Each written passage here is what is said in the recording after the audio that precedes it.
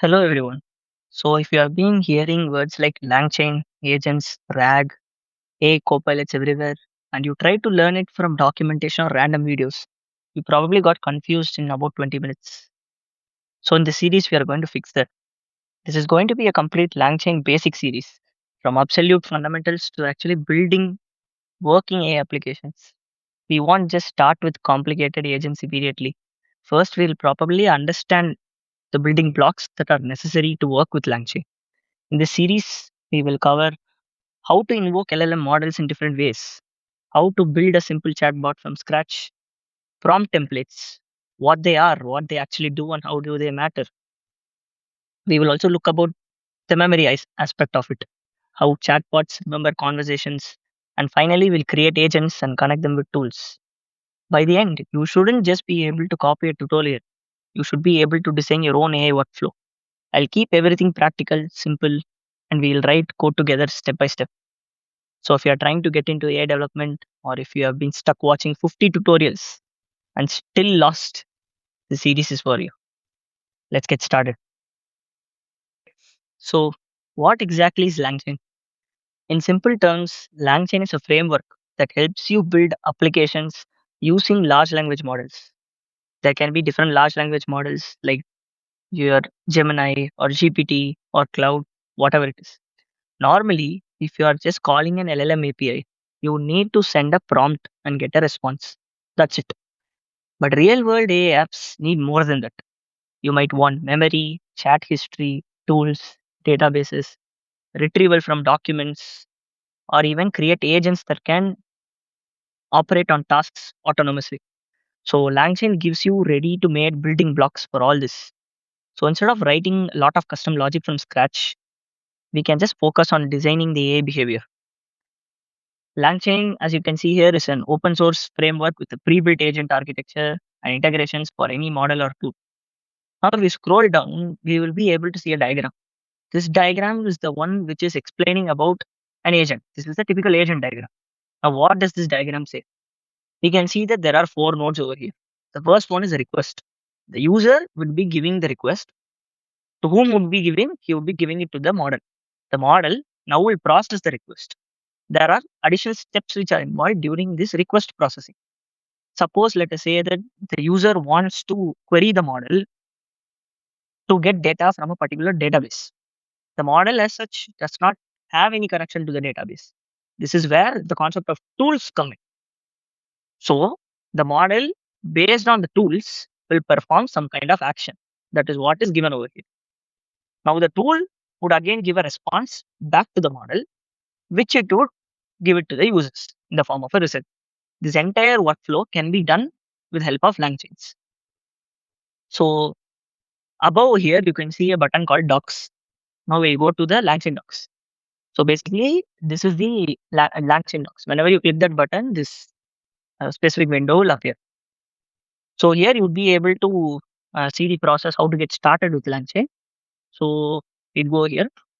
Assuming that you have Python already installed, you will need a library called LangChain. Apart from this, LangChain also provides integrations to different LLMs. In this case, you can see there's a separate OpenAI library over here. But however, we would be using something different. We will be using Groq since it is a free to go model and all of you can practice along with it. So as you can see here, this is my VS Code terminal. Before anything, we will need to first create a folder under which we are going to work. My working directory is named as LangChain course, as you can see.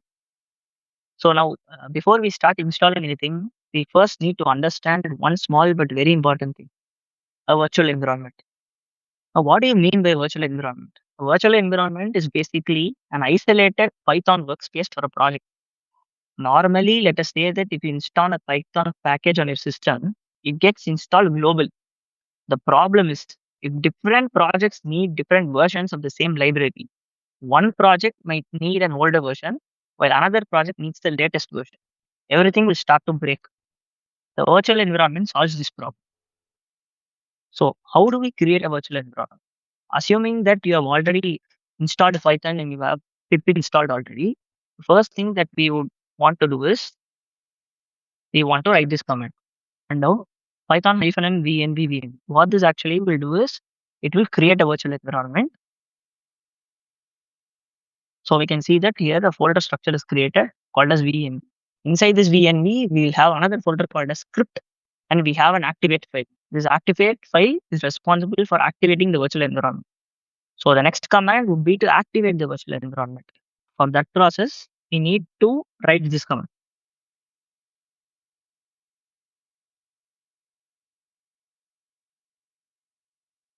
What this command actually does is it goes into the venv file, goes into the scripts folder, activates this file.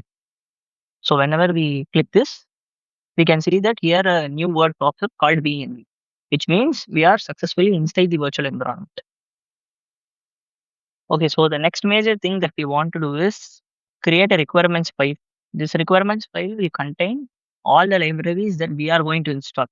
So for this, I'm going to create a new file called as requirements.txt. So this file is going to contain all the libraries. So what all I'm going to include here is LangChain. Then we are going to use LangChain underscore Groq. This LangChain underscore Groq is a specific library which is tailored to use the Groq inference engine. We'll talk about Groq a little bit after this. Then we are going to use .in. Okay, these three are the libraries that we will be using inside requirements.txt. The next step would be to install these requirements. Now, how do we install this? For this purpose, we have a separate command called pip install -r requirements.txt. So this command is basically going to install all these libraries on your local machine. So whenever I hit enter, you can see that it will start downloading.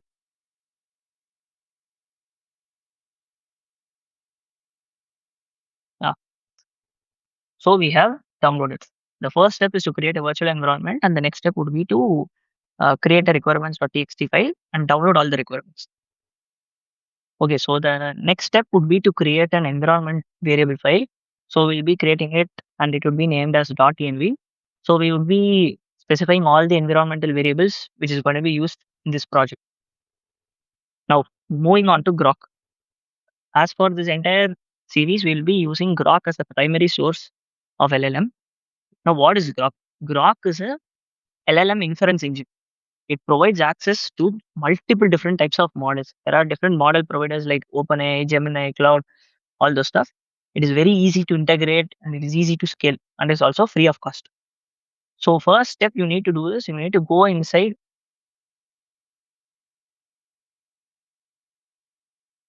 You need to go to this URL console.groq.com. It will redirect you to a page where you would need to log in. So once you log in, this is the page that would be displayed. You would come to the dashboard. In the dashboard, you can see different analytics like how many tokens I have used, the playground where you can test the different models.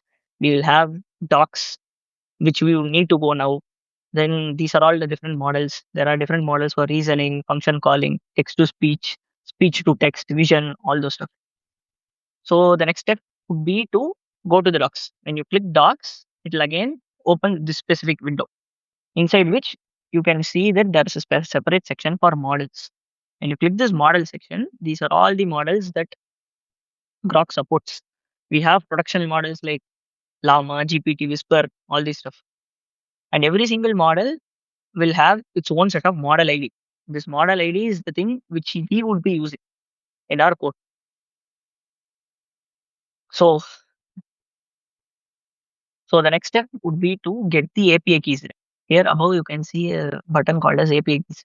So when you hit that API keys, these are all the API keys that you can create. For creating a own API key, let me show you. I'll just delete this API key. So I'll take reward key. Then I'll create an API key over. Inside API key, we can display any name. Choose any name to display. I'll write it as LangChain underscore test just for my reference. Inside expiration, just keep it as no expiration and click submit. When you click submit, now you will receive an API key which you need to copy. Now you copy this API key and go to your env folder. Inside the env.env file, create a variable called Groq API key and paste this API key over there. So this will be the API key that we will be using to access Groq models. Okay, now that we have set it up, the next step would be to create an IPYNB file. I'll be creating an IPYNB file called, let us call it as practice.ipynb. So this will be the file where all the code will be present. So you can see that we have basic buttons for code and markdown. The first thing that we want to do is we need to load all the environment variables. So how do we load these variables? So let me create a markdown, load environment variables.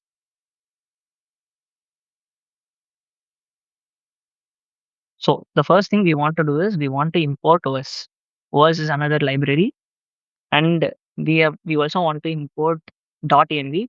.env is the one which we have already installed in requirements.txt. So we would be using this .env to export all the environment variables which are present in this .env. So we would be writing as from .env import load.env. Then call that function again load.env. So basically what this will do is it will export all the variables which are present in the .env file into your IPv. So the first time when you enter, it will ask you to download the IPv kernel. So here we can see that it is asking us to select a kernel. Just click Python environment and click this venv. This is the one which we are using. So as you can see that the color changed. So now when you run this, it will ask you to install an IPv kernel package. So just click install. It will start installing the package. Once the package is installed, you can start coding.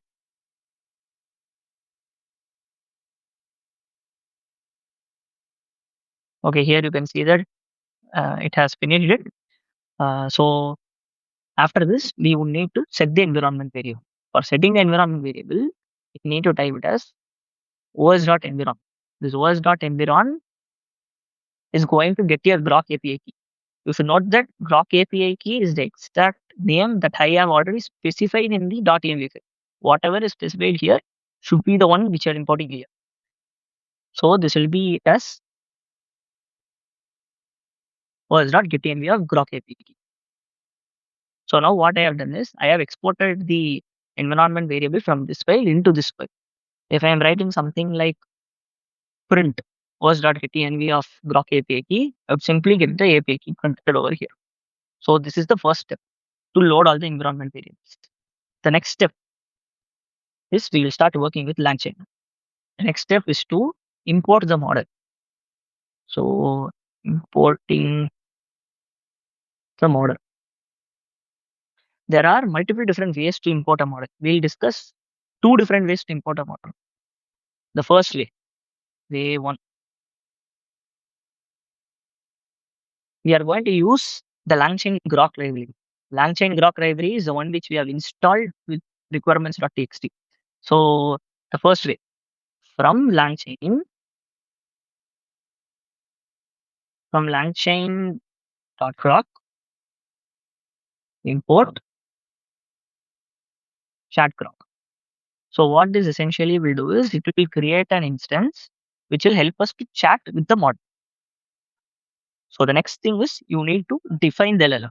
Now, how will we define the LLM? Using this code. LLM is equal to Chatbot. You call that inside the Chatbot function as an argument, you need to pass a model. Now, where do we choose this model from? This is where the Groq docs come into place. So let me open the Groq doc. Here we have already an API key. Just go to this docs over here and models over here. You will see all the different production models which are being used. We will be using LLaMA 3.1 8B. 8B is a small model, but still it is fast. It will be sufficient for our test case. So we are just copying this model ID from here. This is the model ID. And after copying this model ID, we will be pasting the model ID into this as an argument. Now, when you hit enter, the LLM has been defined. This is the first way to import the model. Now we'll be looking at the second way to import the model. Way 2. This is the second way. So the newer LangChain libraries have something called as init chat model. So from LangChain dot chat underscore models, we'll be importing init chat model. Like this init chat model is integrated with multiple different model providers.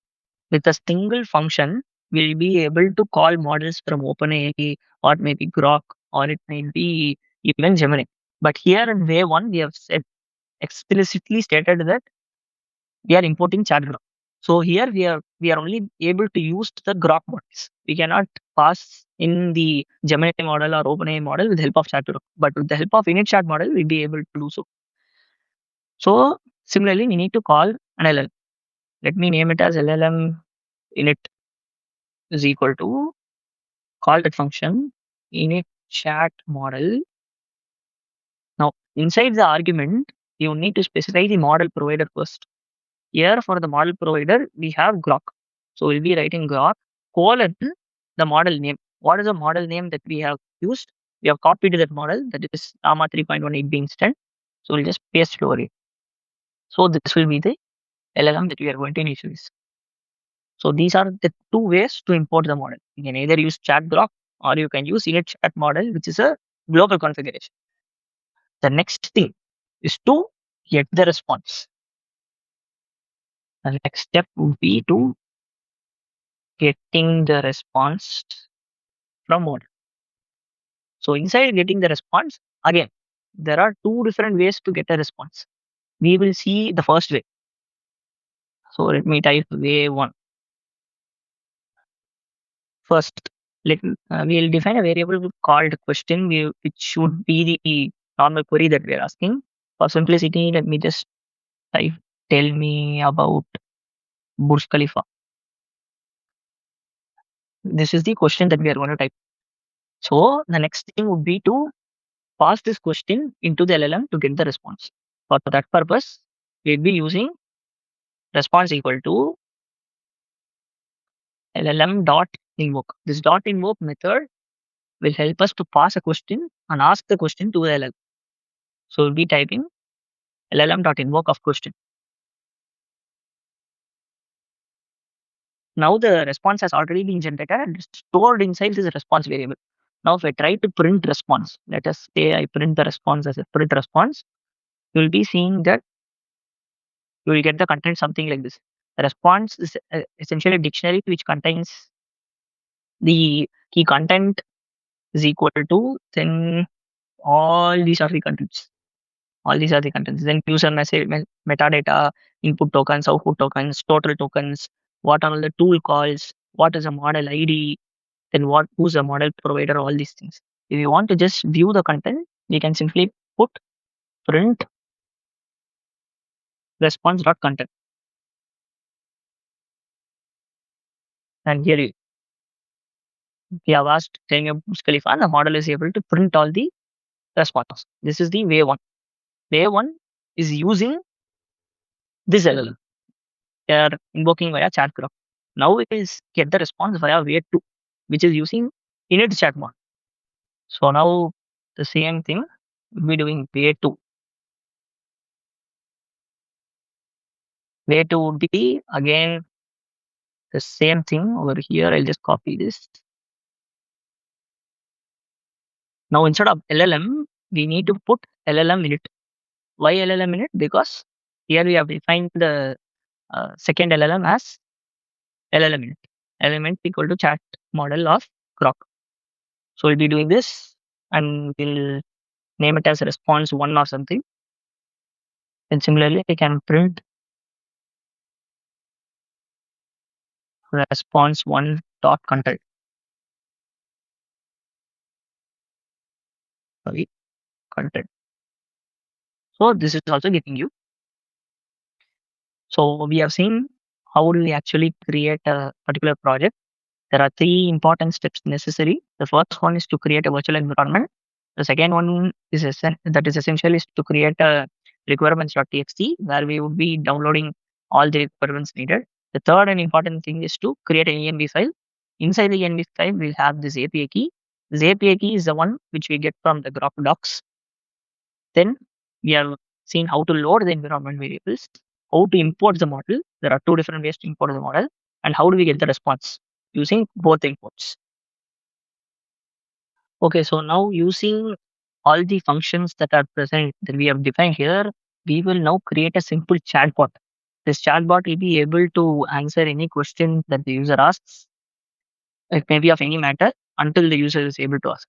Okay, for this purpose, I'm going to create a new file called chatbot.py.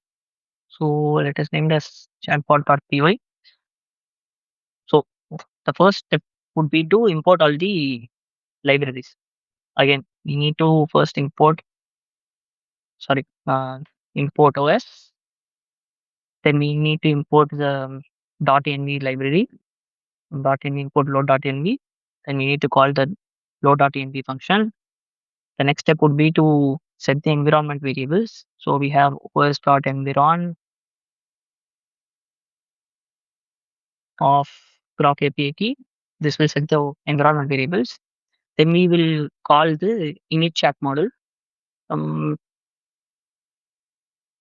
LangChain.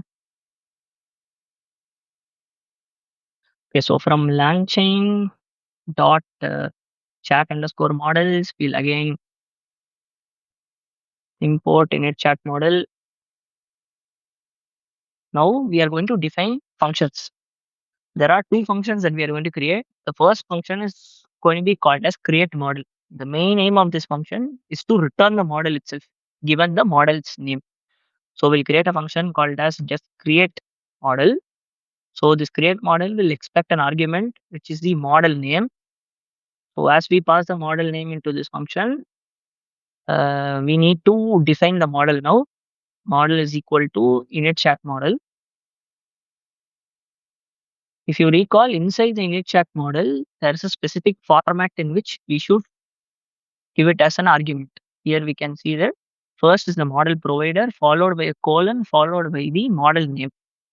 So here we cannot simply type model name. Instead, we should give it something like Groq colon model name.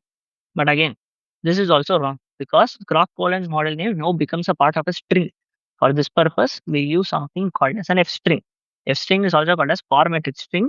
This will help us to write variables within a string more easier. So if we write something like model name enclosed within parentheses, this would simply mean that the entire string is now Groq colon followed by whatever value this model name has.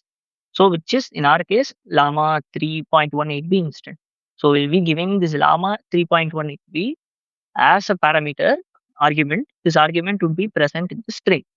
So the next step would be is to return the model. So this function essentially creates a model and returns it. The next important function would be to ask a question. So we name it as ask question. So it will take two parameters into place. The first one is the model itself, and the next one is the question. The first step inside this would be to get the response. Response is equal to model.invoke, as we saw earlier, of the question. Now, next step is to return the response. Sorry, I just typed return the response. Nice, return response. But the thing is, if you are going to return response, raw response will be something like this content, all this metadata, invalid to calls, all those things. But we need just the content. So we need to type return response dot content. So this will return only the response content. So we have defined two functions. One is to create the model, which will return the model itself. Next one is to use that model to ask a question, return the response. Now we'll be defining the main flow. So inside def main, we can first print some statement to welcome the chatbot or whatever it is. Yeah, welcome to the chatbot. Then we will create the model first. Model is equal to create model. Inside as a parameter, we need to pass this LLaMA 3.18b instance, whatever model you want from the docs. The next thing is to get the question as an input. So question is equal to input, please enter your question or anything. Now we'll be defining a loop. This loop will prevent the model from exiting and to keep the application running as long as the user wants to ask any question. So we create a while loop, while question dot lower not equal to exit. So this would mean simply that as long as the user is not typing in exit, this loop will keep on running. So inside which we will call the ask question function. Response is equal to ask question of, as we can see, ask question needs model and question. So inside ask question, we'll be passing in the model which we have already used create model to get from. So we'll have model followed by the question. So this will give you the response. Now we need to print that response. So we'll print it as print of response. Note that here we did not put response.content. This is because ask question is returning response.content. We are just printing in the response. After printing the response, just for neatness, I'll include a separator, something like star 50 stars or something like that. So then we will need to keep asking the question again.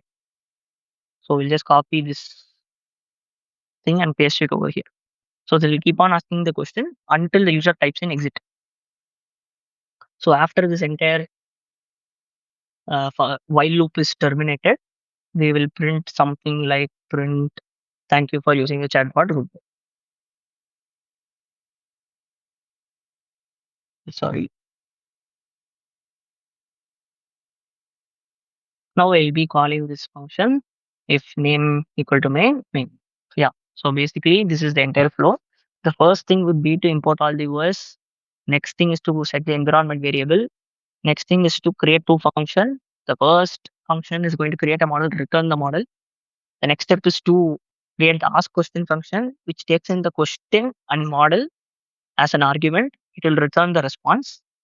Then in the main flow, we have to first create the models, then get the question. As long as the user does not type exit, it will keep on asking the model and print the output. So we'll try to run this now. Python chatbot topic. Yeah, you can see welcome to the chatbot. Enter your question. I'll ask something like tell me about France in a few sentences. Yeah, you can see that France is country located, blah, blah, blah. Then we have the separator. Then it is asking the next question. Here we can ask some other question like, why do birds have wings? And boom, perfect. Here we can get the next answer. This will keep on happening until you type exit. Whenever the user types exit, it will say goodbye.